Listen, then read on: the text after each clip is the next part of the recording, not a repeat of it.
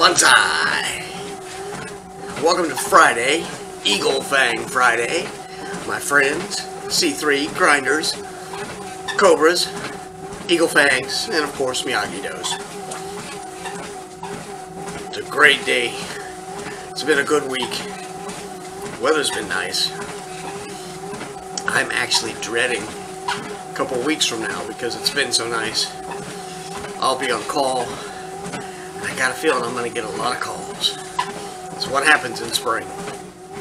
But anyway, I'm going to get right into this because I have a lot to say. Not with the devotional. The devotional I'm going to keep kind of short. But I have a lot of other things on my mind. And I got a lot of walking to do. So I'm going to do a lot of yakking. So here we go. Being a Friday, it is, excuse me, a core. The title is A Simple Creed. And the passage says, O Lord, who may abide in your tent? Who may dwell on your holy hill? He who walks with integrity and works righteousness and speaks truth in his heart. Psalm 15, 1 and 2. Okay. Now I want to point out what this passage did and didn't say. One thing you'll notice, it says he, but that is a general he. It doesn't mean no she's. Did not mention age, and it did not mention skin pigmentation.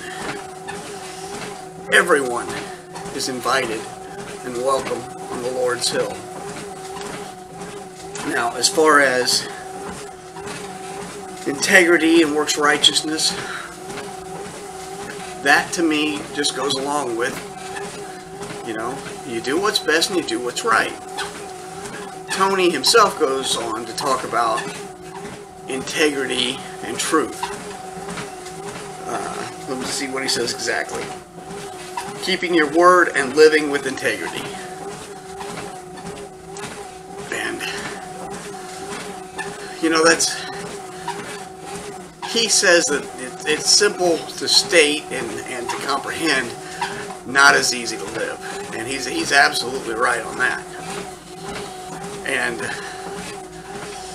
I'm reminded of another little phrase that has always stuck with me for years. And this is going to be a little crass, but that's the way it goes. Sometimes honesty is not always pretty. But in the movie Scarface, which you're probably at least familiar with if you haven't seen it, there's one thing that the main character there says. He says, I only have two things in this world, my word and my balls, and I don't break them for nobody. So, even though he was not a good character, and he did technically break his word,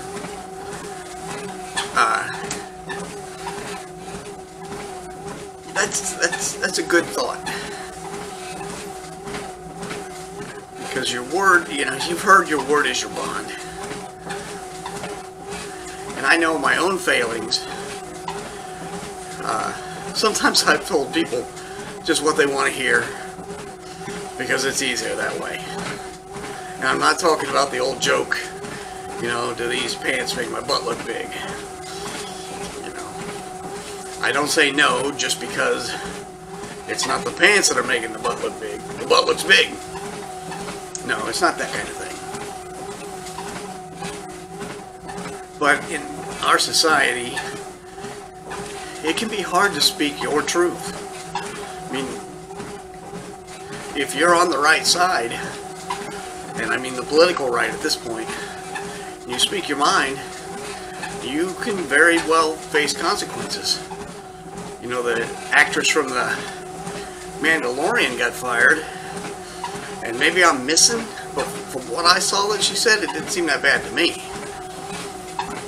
And then there's a musician who liked somebody's book, and I don't think this book is really nationally controversial.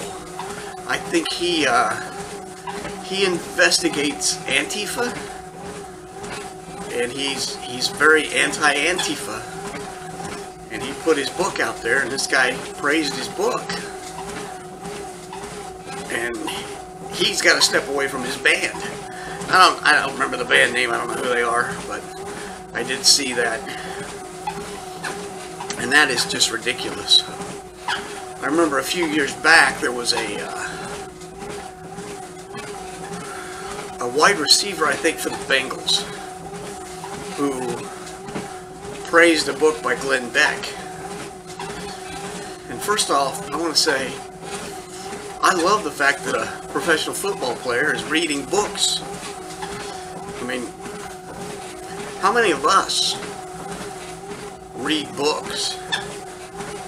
Now, I'm in a book club, so we do read a book every 2 to 3 weeks, but that's fiction. This is technically non-fiction, but I mean, he was raked over the coals, and I'm sure the people raking him over the coals for liking that book hadn't read it. Now, I haven't read it, so I don't know what's in it. Maybe there's something really bad in there. I don't know for a fact. But just the fact that someone likes a book doesn't mean that they're wrong. You're allowed to have likes. And as an example of that, I'll tell you one thing. I cannot stand coffee. I find coffee utterly disgusting. The smell of it, I can't stand it. But I'm in a very small minority on that. Most people, they can't get up and start their day until they have their coffee. But I don't degrade people who drink coffee. Just about everybody I know, except for my wife, drinks coffee. So, and that was fortunate. I don't know if I could, how I could stand it, getting up every morning smelling coffee. But anyway, the point of all this is that you need to speak your truth, and that's very difficult in this world. So good luck to you. Hopefully things will get better. I mean, I think eventually it's going to be like Footloose. And the cancel culture is going to go after somebody that the nation's going to rally around and say, you know what, this is too much. If this stuff hurts you, don't participate in it. You're allowed to be an adult and do your own thing, as long as you're not hurting anybody else. And don't tell me that me reading a book or having an opinion hurts somebody else. But anyway, that's my devotional for today. So, if it doesn't get me canceled, let's go on. And I want to talk about a few other things. Briefly, motivation. And I'm going to tell you, motivation is hard. I get up every Monday, Wednesday, and Friday at 4 o'clock. And I'm telling you, every single time, 99% of the time, I want to go back to bed. I have to get up to shut the alarm off. And then I have to let the dog out because he's, you know, trained that when the alarm goes off and I get up, he needs to go out and go potty. And patrol the backyard. He's got to make sure there's no burglars or anything out there. And he will be out there for a little bit. And the temptation to go back to bed or to lay on the couch is very strong. You know, I'm stiff, I'm a little sore, definitely still tired, and I want to just lay back down. But I try to force myself not to. I make my drink, and I get moving. Put my shoes and socks on, make sure the camera's ready to go, things like that. But the naggers inside your head will tell you, you can do it later. You'll be refreshed. You'll be warmed up. Your muscles won't be stiff. You can do it after work. And most of the time it won't happen after work because you won't want to do it then or something else will come up. That's how it works for me. But if you're having trouble getting up and getting moving, trust me, I know that feeling all too well. I struggle with it every day as well.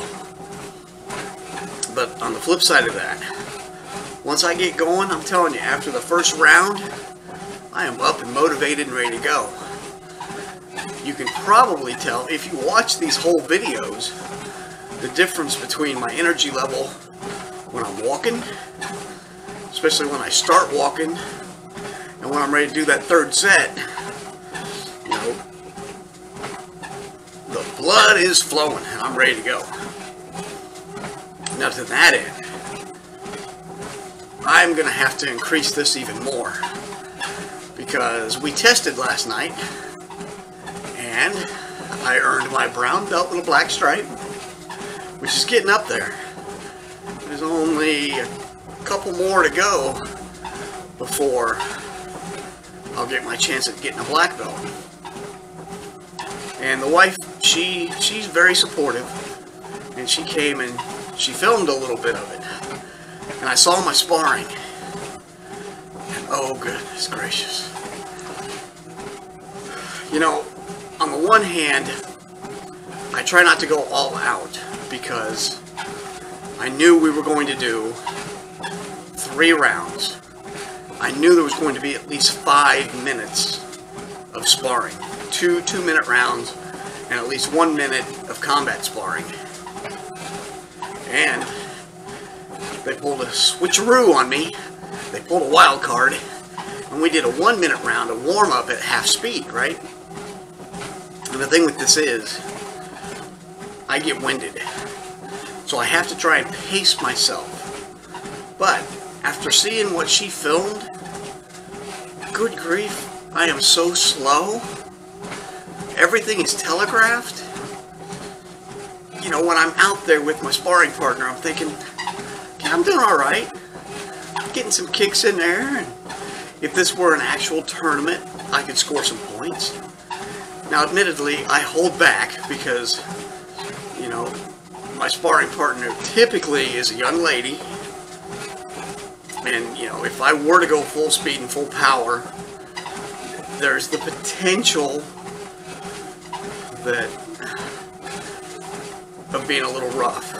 Although, in my personal opinion, she can defend herself just fine. But if I kick full blast and get through, you know, I could knock her down or something, and that's not what I'm there for. But I really don't hold back that much, because if I do that, I'm not helping her or myself. Because if she ever gets into a situation where she needs to defend herself, whoever's attacking her is not going to hold back. You know? Not if they really mean to attack her. But anyway, I was really disappointed in just how slow I was. So that, we're going to have to up the game. Because eventually, I'm going to be sparring with other people, and any one of those might not have my same attitude. They may be, you know, a Bobby Knight or a Michael Jordan, someone who just refuses to lose and decide that they want to put the left side of the foot upside the right side of my head. I got to be prepared for that. So, we're going to go back to sparring on Tuesdays and Thursdays with old Bob down in the basement. Oh, we should be at our 1 minute mile, or 1 minute mile, yeah, that'd be nice.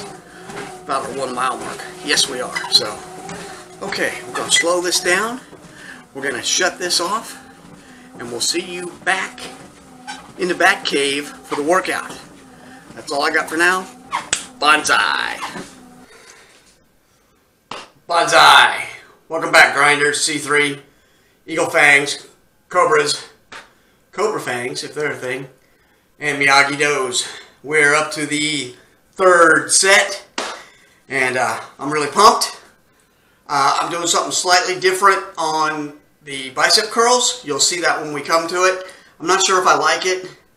But I'm going to go ahead and film it. So enough jibber jabber. It's time to put the music in and get to grinding. Oh, great. Now it's a commercial.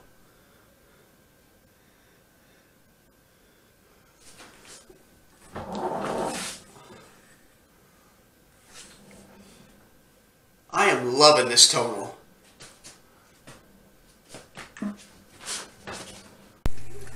Alright, here we go, folks. I notice now that the camera is slightly off center. But I wanted to talk today a little more about motivation. And I'm just guessing that it might be something other people struggle with too. And, you know, I feel it every morning, like I said. Everything in my head says, go back to bed, do it after work, blah, blah, blah, blah, blah. And that's kind of why I adopted this Cobra Kai theory of strike first, strike hard, no mercy. And I'm going to repeat it again. You know, strike first. First thing I do in the morning is get my workout in. That's my striking first, because I know if I don't do it then, I'm not going to get it in. And strike hard, well, that's putting my full effort into it. You know, you got to go 100%. Now, I'm one of these guys that I really hate it when someone says, oh, 110%, 115%. That's just nonsense. 100% is 100%. That's all you can do. And quite frankly, I don't think you can ever even give 100%. I don't know that you're ever really totally spent unless you've got someone else there pushing you. Just my personal opinion. Okay, here's the change. I used the my other bench with the preacher curl adapter and tried it like that. And I think I'm getting more tension on the biceps, but I don't know if that's better or not. So I don't know if I'm going to keep going with that or go back to the other way, because I was really struggling, you know, with the standing ones. And here we are getting into the bench press. Gotta love bench press. You know, I think guys the world over all love doing the bench press. I don't know why, but you do. And then the bodyweight squats, yeah, that looks really cool. But anyway, getting back to my strike first, strike hard, no mercy. The third part of that is no mercy, which means you don't give up on yourself. Okay? You go for it, you push it, and you don't cut yourself any slack. Because if you want to make a change, you want to make an improvement, you gotta push yourself. If you keep doing the same thing you've always done, you're gonna get the same results. And that's one thing I love about the tonal, because it keeps upping me, and it tells me if I'm not doing 100%, it shows me, well, actually, let's say 80%, because very seldom do you hit that 100%. But you've got to make sure you give over 80% to get that bar above, and to me, that really helps. So those are my thoughts for today. Have a great weekend, folks, and we'll see you back on Monday. Woo! Alright, that was pretty good. We did 14,000 pounds this morning. 187 more than Wednesday, and we took 2 minutes and 33 seconds off our total time. We moved a little faster, even though it was pretty awkward getting the preacher curl bench in here. I don't know if I like that. I don't think so. So anyway, great workout. I'm pretty winded, pretty sweaty. Have a great Friday, a great weekend. We'll see you back on Monday.